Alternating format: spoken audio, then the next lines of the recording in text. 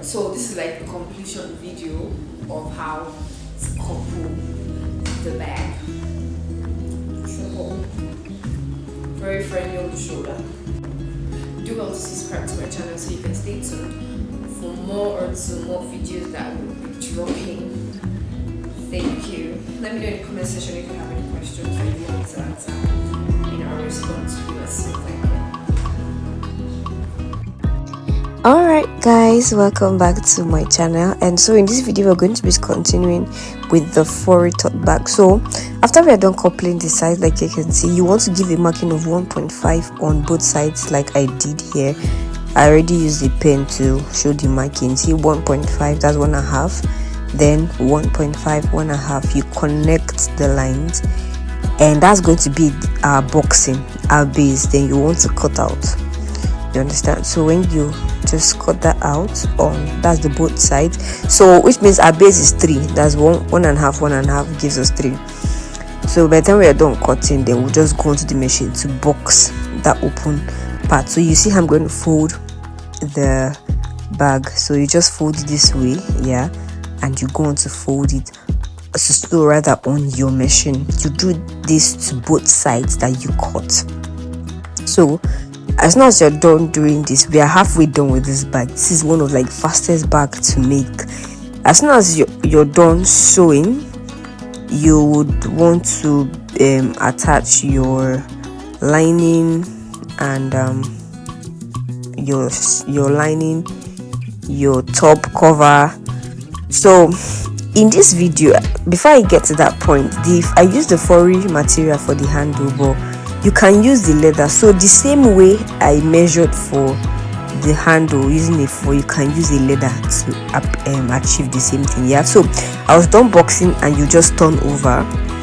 So this is what we look like. This is the boxed part 3. So this is my lining and this is the handle. So depending on how long you want the hand to be, it's your choice. But for this very bag, I think I made my handle 26 inches long. And I also want to mention that if you're using this faux material for the handle, you want to make sure you cut a big size so that you can fold over, you can turn inside out by the time you're done.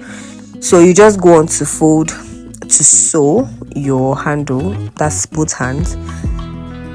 You sew and you turn over for both of them. At this point, you're almost 70% done with your bag. So I was already done with the both straps, as you can see.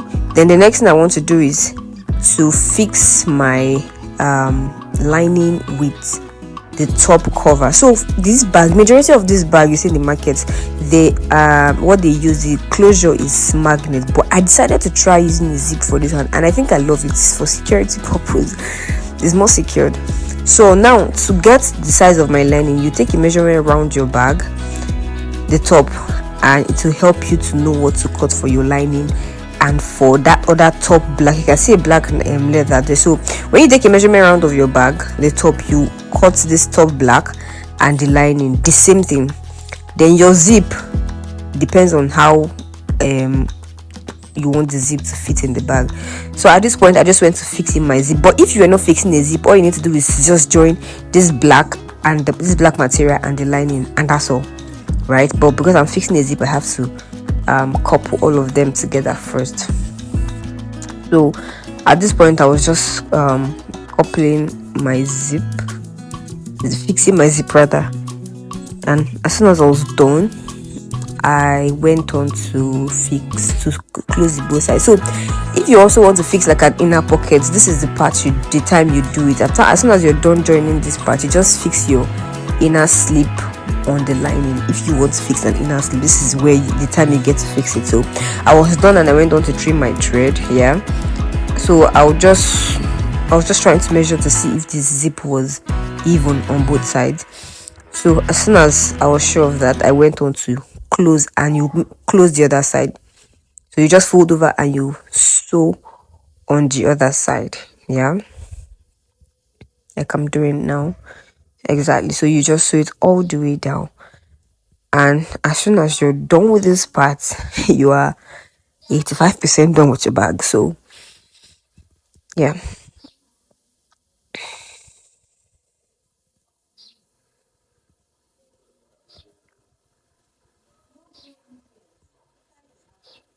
So yeah, I was done with that, and I just went on to trim my thread. I love to trim my thread even though I know it's not going to show because it's going to be inside. So you just turn it inside out at this point, as you can see. All right, so after we are done cobbling and turning inside out, I had to notch one of the sides so I can place it to one side of the bag itself. So I'll just go on to fix it inside to be sure that it's going to sit properly. That's the lining is going to sit properly inside of the bag. That is what I'm doing here, just to try to see if it will fit in.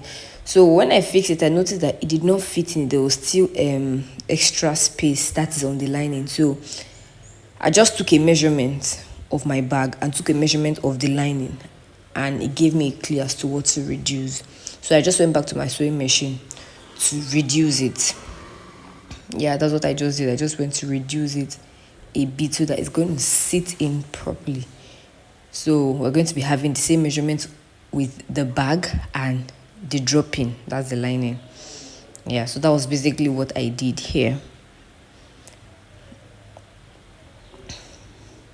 So as soon as I was done with that, I tried it again.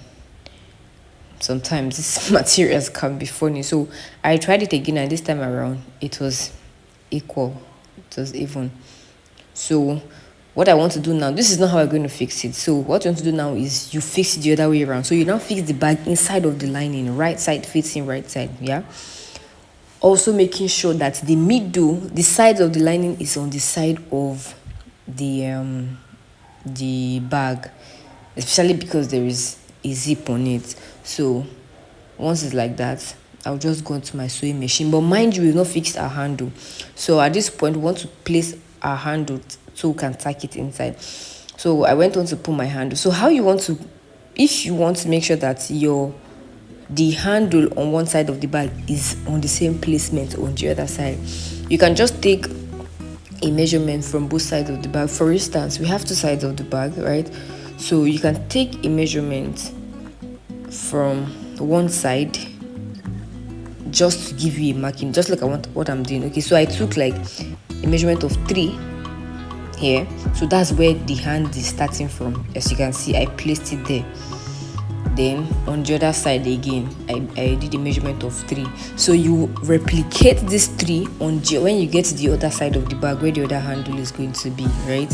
I hope I'm able to explain this clearly. So I was at this point, I was very, very done with my bag.